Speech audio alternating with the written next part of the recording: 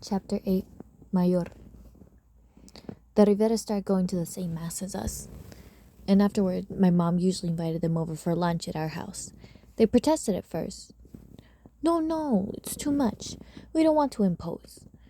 But my mom, who was always eager to make new friends in this country, wore them down eventually. And the three of them got off the bus with us and walked straight toward our apartment, laying their coats over the backs of the couch. Getting comfortable on the chairs my mom pulled from the kitchen and arranged around the living room. My mom made sure everyone had drinks, and she got busy, week after week, making her special party food: ham sandwiches on white bread with the crust trimmed off. She cut them into triangles and speared them with plastic toothpicks and carried them out on a ceramic platter that she passed around to everyone, along with square white napkins that we used to catch the crumbs. My dad, on the other hand, didn't let the presence of the Riveras interfere with his usual routine. He turned on the television, cracked open a can of beer, and pulled his socked feet up on the coffee table. He watched soccer if it was on, which inevitably led him to talking about Enrique and bragging about the latest goal my brother had scored against Georgetown, or the assist he had in the big game against Virginia, which was Maryland's main rival, and how almost every week Enrique's name was in the paper under the sports stats that were listed for every high school and college within a 100-mile radius of us. Mayor plays soccer too, he said, but I haven't seen his name in the paper yet. He didn't say it to be mean. It was the truth, even though not for the reason he thought. And he looked at me with pity. He's getting better, aren't you? He asked, and I struggled to nod through the rush of guilt I felt about lying to him and the humiliation I felt about sucking so bad. When soccer wasn't on, my dad turned to football. One week during an Eagles game, when Senor Rivera cheered Donovan McNabb on, my dad wrote him saying, "Arturo, it's no use.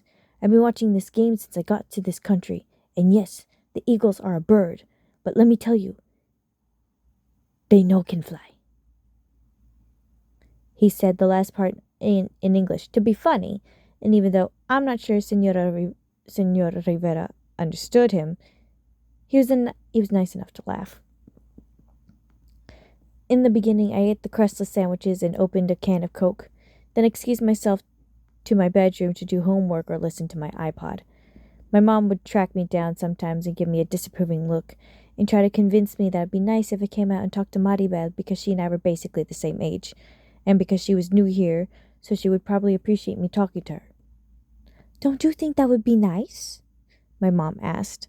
But I didn't think so. I mean, maybe it would have been nice for Maribel, but otherwise, what was the point? Looking at her, sure. I could have looked at her all day. But actually having conversations with her? That was a different story.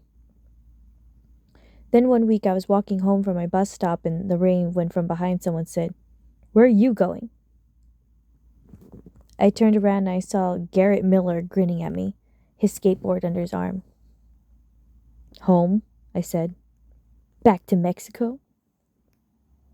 "I'm not from Mexico."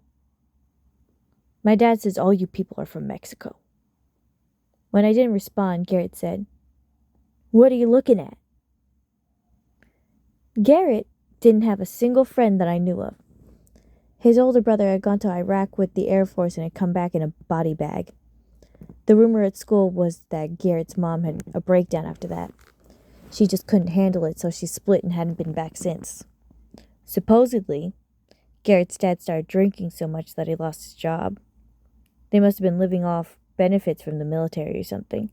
Or maybe they were on welfare by now. I didn't know.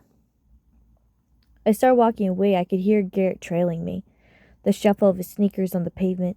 The drag of his jeans. What was I supposed to do? Was he going to follow me all the way up to my door? What did he want? And then I heard another sound. The low rumble of an engine. I looked back and saw a bus. Maribel's bus. Turning off the road. It drove past Garrett and me and pulled up in front of the building. I watched as Maribel got off, walking down the steps like a deer carefully picking its way down the side of a mountain. At the sight of her, I forgot about Garrett for a second. She might have been one of the Evers kids. She was still the prettiest girl I've ever seen in real life. After the bus bounced onto the road, Maribel just stood in the middle of the parking lot in the drizzling rain. She didn't move. "Hey," Garrett called. Maribel turned. "You remember me?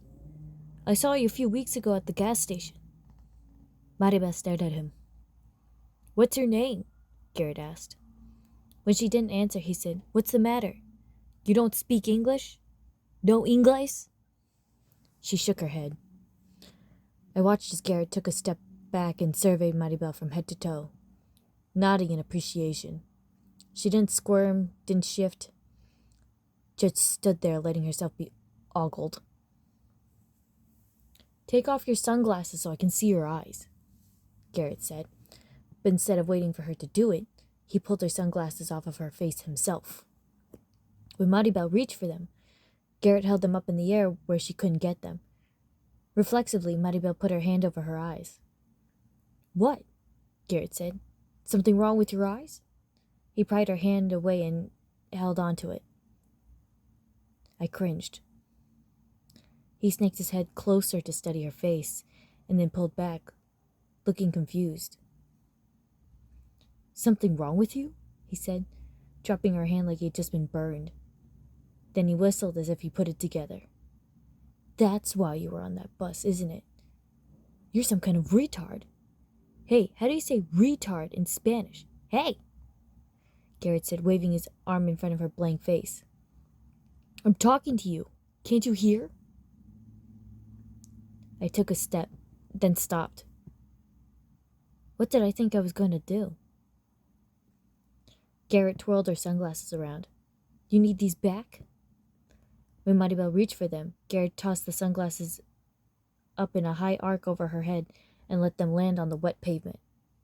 Maribel bent down to get them, and Garrett crowded up behind her, settling his hands on her hips, drawing her against him.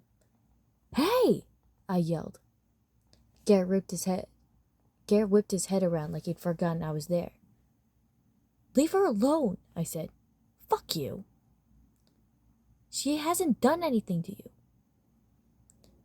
Garrett narrowed his eyes to slits and sauntered toward me, nudging his skateboard along with the toe of his shoe. My heart was thudding so hard I felt like it was taking up my whole chest, but at least I got him away from Maribel. Over his shoulder, I saw her stand up and put her sunglasses on, pushing them up the nose of her bridge with her finger. "What are you, her fucking fairy godmother?" Garrett said. He's right in front of me now, a head taller and at least 30 pounds heavier. I should have just stayed out of it, though, I thought. Why? Why didn't I just stay out of it? "No," I managed to say. "You want to be a hero?" I shook my head. "Because I was just talking to her," Garrett said. "That's all." But that wasn't all. And both of us knew it. "I saw you," I said. Garrett grabbed the collar of my shirt and twisted it into his fist, and pulling me close. "Saw what, shitface?" I didn't dare look in his eyes. "Couldn't hear you," Garrett said, squeezing my collar until it felt like a noose around my neck. "Nothing," I managed to get out. It was probably only a matter of seconds, but it felt like a full minute passed, maybe more, before Garrett finally let me go, sending me stumbling back onto my ass. "That's what I thought," he said. "Fucking none of your business." He kicked a spray of pebbles in my direction, then turned around and looked at Maribel, who was still standing basically in the same place she had been the whole time. "I'm not done with you," he called to her. He picked up his skateboard and started walking toward the road through the gravel. I brushed myself off and walked over to Maribel. "Are you okay?" She nodded. "Don't pay attention to him," I said. "He's a jerk." And then we were just standing there. The rain was still drizzling like static. I didn't know what to do next. "Are you going home now?" I finally asked after a traffic jam of silence. I'm waiting for my mom. I looked up and down the length of the building, but besides Maribel and me, no one was around. Where is she? I asked. Who? Your mom. She meets me at the bus. Do you think she's in your apartment? Maribel shook her head. I'm meeting her here. What was I supposed to do? I didn't really want to stand out in the rain with her for who knew how long. Maybe Micho or Benny would walk out and one of them could keep her company. After another minute, though, it was still just her and me, so I said, well, let's wait on the fire escape at least. It's covered so we can get out of the rain. As soon as we sat on the metal fire escape landing, Maribel slid her backpack off and pulled out a green notebook. She snapped the cap off of a pen and started writing, hunched over the paper. What's that? I asked. My notebook. You're doing homework now? I'm writing. About what? She shrugged. The doctors told me to write. Like, stories? She didn't answer. I just finished the new Percy Jackson book, The Titan's Curse. Have you heard of it? Again, nothing.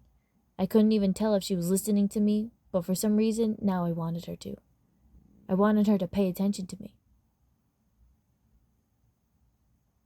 I write sometimes, I went on. Like, I might write, note to self. Do not touch a habanero pepper even if your best friend dares you to. Unexpectedly, she smiled. Habaneros are hot, she said. It was the kind of smile that could wreck a person. No kidding, I said. I learned the hard way. I couldn't see her eyes because of her sunglasses, but I had the feeling she was staring straight at me. Then I heard a voice calling her name, screaming in panic. My mom, she said, dropping her notebook in her bag, and the two of us grabbed our things and walked out to see Senora Rivera darting across the parking lot like a wild animal. Mari! She said when she laid eyes on us. Her hair was falling out of its ponytail and her face was flushed. She ran to Maribel and put her hands on Maribel's cheeks, turning her head from side to side, examining her. She's okay, I said. I saw her when she got off the bus. I was just talking to her for a little while. I figured there was no reason to tell her about Garrett. I'd taken care of it, hadn't I? And she would only freak out if she knew. That's how parents were. Maribel? Senora Rivera said, looking for confirmation of my story. You're okay? Maribel nodded, and even though Senora Rivera looked skeptical, she took Maribel by the wrist, leading her up to their apartment, while I stood there in the spitting rain and watched them go. After that, something between Maribel and me changed. I felt this weird protectiveness over her. So on Sundays after church, instead of hiding away in my room like I used to, I made it a point to sit next to her on our brown couch, attempting to have quiet conversations with her and telling her stupid jokes in an effort to make her smile again, like I had that one time. One Sunday, while our parents debated the meaning of Father Finnegan's homily that morning, the doorbell rang. When my mom got up to answer it, Quisqueya was standing at the door with coffee cake in her hands. Ever since the Riveras had moved in, my mom hadn't shown much interest in Quisqueya as she used to, preferring instead to spend her time with Senora Rivera. I didn't blame her. I never understood why my mom hung out with Quisqueya at all, except that my mom craved friends, any friends, as a way to keep her from feeling lonely here. Oh, Quisqueya said, peeking inside. I didn't know you had company. Did you tell me you were coming over? My mom asked. No, but, well, there was a time when I didn't have to make plans to see you. I didn't know if I'd forgotten. I see. Do you want to come in? Quisqueya peered into our living room. Senora Rivera waved. No, Quisqueya said. Maybe tomorrow morning? My mom offered. I'll be here if you want to stop by. Quisqueya shrank a little and twisted her lips. Maybe, she said. My mom was still standing with one hand on the doorknob. When neither Quisqueya nor my mom said anything else, my dad yelled, "Have a good day! Have a good day, Quisqueya!" "Yes, well," she said and walked away. I watched her pass by our front window on her way back to our apartment. My mom closed the door and said to my dad, "You're so bad." My dad said, "You're lucky I didn't ask her to leave the coffee cake." The conversation turned to politics after that, which was all anybody had been talking about lately. The elections had been happening a few weeks earlier, and everybody we knew had been pulling for Barack Obama. Since she became a citizen, my mom had voted at every election, local and federal. She never missed a single one. She would come home saying, "Well, I did my duty. May the best man win." This year, she had been the first in line at her polling place. She wore her American flag sweater. I've seen her praying before she walked out on the door that morning. "A little extra insurance can't hurt," she explained, crossing herself. "En el nombre del Padre, y el Hijo, y el Espíritu Santo. Amen." And when she came home, she said, "Well, I did my duty. May Obama win. Because if it's McCain, I will shoot myself." And then she glued herself to the television all day to watch the returns. Even my dad, who, whenever politics came up, usually dismissed the entire topic with his patented line, "All politicians are equally corrupt," showed an interest this year. A few times I even caught him watching the news segments about Obama in the evenings, even after he got home from work. It seemed like everyone in our building was excited. I'd seen Jose Mercado totter outside one day and plant an Obama-Biden sign in the grass bordering the parking lot. And Fito, who usually had things against signs, he'd taken down Benny Philly's banner at the start of last year's baseball season, let it stand. Nicho made sure that all of us who were documented were registered to vote, talking about how important it was that Obama, a black man who looked like no other U.S. president, who had family that came from different places, could possibly lead our country. It meant that we, who also resembled no other U.S. president, and who also had family from faraway places, could one day rise up and do the same thing. "I don't think his ears are so big," my mom said. "His ears?" Senora Rivera asked. "He keeps saying that they're big, but I think he's very handsome." "That's why you voted for him?" my dad said. "Because you think he's handsome?" "Yes, Rafael. That's why I voted for one politician over another. Because he's handsome. Are you crazy?" My dad glared at my mom for a second, then empathetically put his feet up on the coffee table, something that my mom hated. "We'll see," my dad said. "We'll see what?" Senor Rivera asked. "We'll see what he does for us. I like him, okay? But I don't know if he's going to be who he said he would be. Politicians will say anything to get elected. For some reason with this guy, I believed what he said.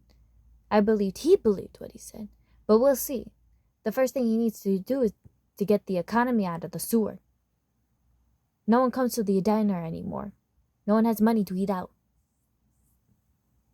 And now there are pirates," my mom said. "Pirates?" Senora Rivera asked, alarmed. "From Africa," my mom said. "Black pirates." "That's awesome," I said. "They are hijacking ships," my mom said. I pictured guys with beards and eye patches and peg legs. I still thought it was pretty awesome. Senor Rivera said, "But here, it's safe, no?" "It's not as safe as it used to be," my dad said. "But it's safe," Senor Rivera pressed, like he wanted to be reassured. "Yes," my dad said. "Compared to where any of us are from, it's safe." I was less than a year old when my parents brought my brother and me to the United States. Enrique was 4. He used to tell me things about Panama I couldn't possibly have remembered. like about the scorpions in our backyard and the cement utility sink where my mom used to give us baths. He reminisced about walking down the street with my mom to the Super 99, the dust blowing up everywhere, the heat pounding down, and about looking for crabs between the rocks along the bay. "It's in you," my dad assured me once more. "You were born in Panama. It's in your bones." I spent a lot of time trying to find it in me, but usually I couldn't. I felt more American than anything, but even that was up to debate according to the kids at school, who taunted me over the years, asking me if I was related to Noriega, telling me to go back through the canal. The truth was I didn't know which I was. I wasn't allowed to claim the thing I felt, and I didn't feel the thing I was supposed to claim. The first time I heard my parents tell the story about leaving Panama, my mom said our hearts kept breaking each time we walked out the door. They tried to give it time. They assumed conditions would improve, but the country was so ravaged that their hearts never stopped breaking. Eventually, they sold almost everything they owned and used the money to buy plane tickets to somewhere else, somewhere better, which told them had always meant the United States. After a while, I was old enough to understand this story. I pointed out how backwards it was to have fled the nation that had driven them out of theirs, but they never copped the irony of it. They needed to believe that they'd done the right thing and that it made sense. They were torn between wanting to look back and wanting to exist absolutely in the new life they'd created. At one point, they had planned to return. They thought with enough time, Panama would be rebuilt, and that their hearts, I guess, would heal. But while they waited for that day, they started making friends. My dad got a job as a busboy and then later on as a dishwasher. Years passed. Enrique was in school, and I started too. My dad was promoted to line cook. More years slid by, and before they knew it, we had a life here. They had their lives once before. They didn't want to do it again. So they applied for U.S. citizenship, sitting up at night reading the Constitution, a dictionary by their side, studying for the exam. They contacted someone at the Panamanian consulate in Philadelphia who helped them navigate the paperwork. They woke up one morning, got dressed in their best clothes, caught a bus to the courthouse, and while my mom held me in her arms and my dad rested his head on Enrique's shoulders, took an oath along with a group of other men and women who had made a living in the United States a dream. We became Americans. We never went back to Panama, not even for a visit. It would have taken us forever to save enough money for plane tickets. Besides, my dad never wanted to take time off from his job. He probably could have asked for a few days of vacation time, but even after years of being there, making omelets, flipping pancakes, he knew. We all knew that he was on the low end of the food chain. He would be replaced in a heartbeat. He didn't want to risk it. Because of that, we missed my Tia Gloria's wedding, which she had on a hillside in Boquete. She told my mom that her new husband, Esteban, had gotten so drunk that she convinced him to dance and that before the whole event was a success. We had my aunt on speakerphone and my mom said, "Take it from me, hermanita.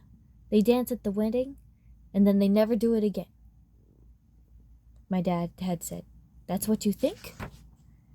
and clutched my mom by the wrist, sending her into a small spin in the middle of the kitchen.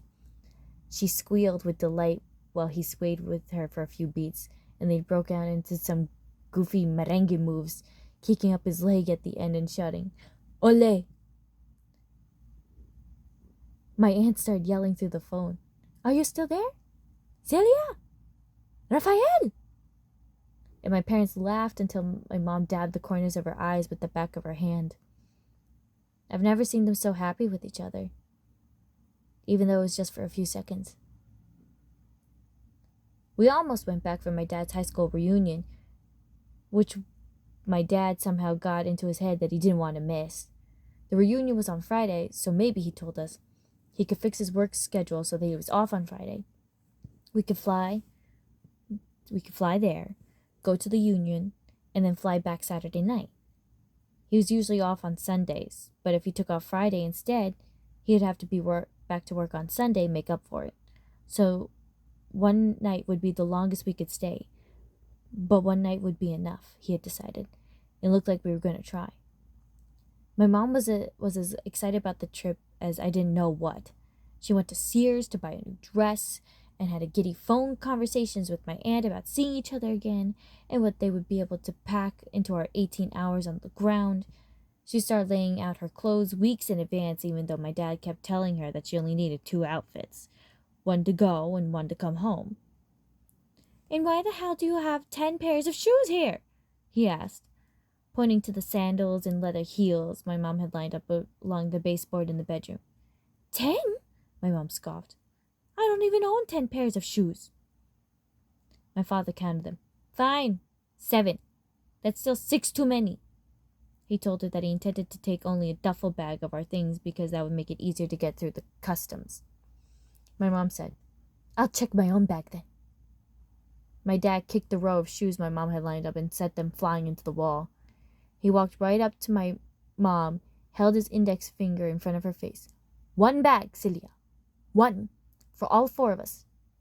Don't talk to me about it again." A few weeks before the reunion, my dad called the number on the invitation to RSVP. The guy who answered had been the class president. He and my dad joked around for a minute, and then my dad told the guy we were coming. According to what my dad told us later, the guy said, "We'll roll out the red carpet then." When my dad asked him what he meant by that, the guy said that my dad would have to forgive him if the party wasn't up to my dad's standards. "We didn't know the gringo royalty was coming. We'd have the place repainted for you to arrive." When my dad asked again what the guy was talking about, the guy said he hoped my dad didn't expect them all to kiss his feet now and reminded my dad how humble Panama was. It didn't take long for my dad to slam the phone down. He stormed over to my mom, who was washing the dishes. "We're not going. If that's what they think, we're not going." My mom said, "What?" "Maybe they think we're Americans now. And maybe we are. Maybe we don't belong there anymore after all." My dad went out to the balcony to smoke a cigarette, which he did whenever he was really upset. My mom stood in the kitchen, a soapy pot in her hand, and looked at me, baffled. "What just happened?" she asked. When I told her everything I'd been able to gather, she walked out to the balcony and closed the door behind her. At the commotion, Enrique came out of his room. "We're not going anymore," I told him. "Huh?" "On the trip." "Are you serious?" Enrique asked. My brother and I huddled together, listening through the front door. I heard my mom say, "Please, Rafa. He doesn't know anything about us. We can still go. You'll see. Once we get there, all your friends and everyone will love you." I imagined her reaching out to touch his shoulder, the way she did sometimes when she was asking for something. "Don't you miss it?" she asked. "Can't you imagine landing there? Being there again? You know how it smells, the air there, and seeing everyone again. Please, Rafa." But my dad wasn't swayed. The following year, we talked about going back too. My dad's anger over being cast as holier than thou gringo had finally simmered down. And my mom, who couldn't bring herself to return the new dress she bought, and who had forgotten over the disappointment of not being able to see her sister after all, had been dropping hints ever since that she would still like to go even if the trip was only for one night again. She'd become a genius at turning every little thing into a way to talk about Panama. She would get a mosquito bite on her ankle and point out the well to us, reminiscing about the bites she used to get in Panama and wondering aloud what the mosquitoes there looked like now, as if they were old friends. She would make rice and start talking about the gallo pinto at El Tripache, which was her favorite restaurant, saying things, "I wonder how Cristobal, wasn't that the owner's name, is doing. Wouldn't it be nice to find out?" We would drive over a bridge, and suddenly she was talking about the Bridge of the Americas near the canal. "Do you remember, Enrique? The time we took the ferry back from Toboga at night, and it was all lit up. It was so beautiful, Mayor. I wish you could have seen it," she sighed. "Maybe one day." And my dad would sometimes shake his head at her melodrama, and other times would just stay quiet, like he'd fallen into the haze of a particular memory himself.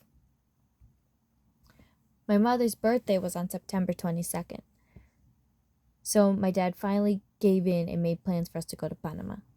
The Toro family. One night only. Put in lights. My mom worked herself into a froth all over again, conferring with my tia on the phone. My aunt apparently said she wanted to take my mom to the new mall for a drive through Costa del Este, which used to be a garage dump but now had been transformed into an up-and-coming area of the city, and out for sushi in the causeways, and afterward they could hit the clubs along Calle Uruguay. And yes, she realized they weren't 20 anymore, but it would be so much fun. Besides, she and my tío Esteban weren't doing so well. She told my mom he was never home. He spent the night at friends' apartments, so she could use some distraction and someone to talk to. "Not a divorce!" my mom gasped. To her, there can be nothing worse. "No," my mom assured her. "Just problems." Then, less than 2 weeks before we were scheduled to go, 2 planes flew into the World Trade Center in New York City, and another one into the Pentagon in Washington, D.C. The country went into shock, and we went right along with it. My dad called my mom from the diner, where, on the television above the counter, he had seen the second plane hit the second tower. "They're blowing it up," apparently he told her. "It's just like El Chorrillo. They're destroying it." And my mom, in her nightgown, rushed to the set and stood in front of it, watching it with her hand over her mouth. I had been eating cereal in the kitchen. I carried my bowl over and stood next to her and kept eating. When I thought about it later, it seemed kind of messed up. But at the time, we didn't know what was happening. The world hadn't stopped. Just stopped like it would later that day, and for days after. Everything was still unfolding in front of our eyes, and we had no idea what to make of it. It didn't take long before everyone in our building was knocking on each other's doors and convening out on the balcony, standing around stunned and shaking with fear. Nelia Safon just kept repeating, "What is happening? What is happening? What the hell is happening?" I heard my mom say to someone, "We moved here because it was supposed to be safer. Where can we go after this?" All day long she kept herself no more than an arm's length from me and my brother, hugging us against her and then letting us go, like she wanted to assure herself that we were still there and that we were okay. Enrique, who was old enough by then, as they usually squirmed away from my mom's embraces, must have known that the situation was serious, because he let her do it. I let her too, even though every time she did, instead of comforting me, it only made me more scared. By evening, everyone's front doors were open and people were roaming in and out of each other's units, watching each other's televisions as if a different set would deliver different news, checking to see if anyone had heard anything new, getting tedious translations. Benny Quinto led prayer circles in his living room and offered to smoke with anyone who needed to calm their nerves. "Weed," Enrique told me when he heard Benny talking about it. "Nice." Nicho Alvarez paced up and down the balcony, talking on his cell phone and jotting things in his notebook. Gustavo Milojas, who was half Mexican and half Guatemalan, wrote a letter to the army telling them that as that day he was 100% American and that he was ready to serve the country and kill the cowards who had murdered his fellow paisanos. At the end he wrote, "And here is a list of people who are willing to join me." He drew a few blank lines and spent the afternoon trying to recruit people to the building. When my mom saw what it was, she said, "More killing? That's what you want? More?" And Gustavo said, "Not killing. Justice."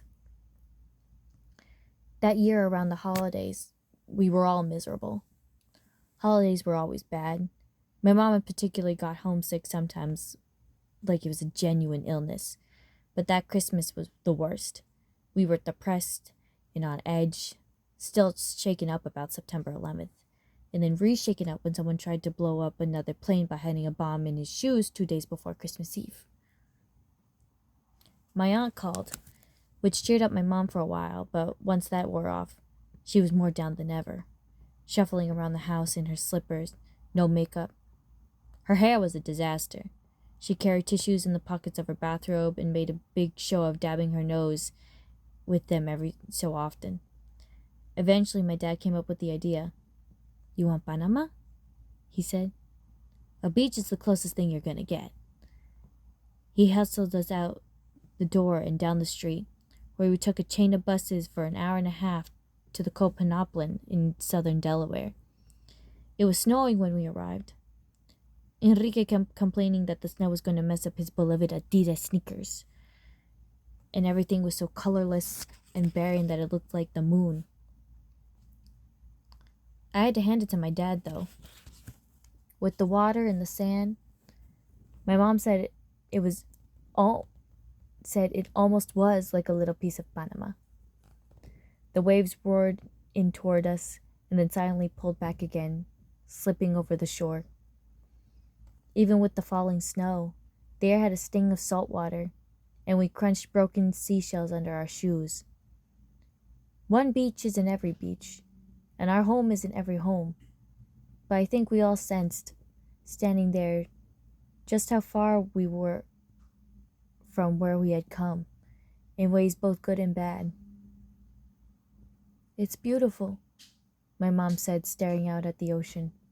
She sighed and shook her head. "This country."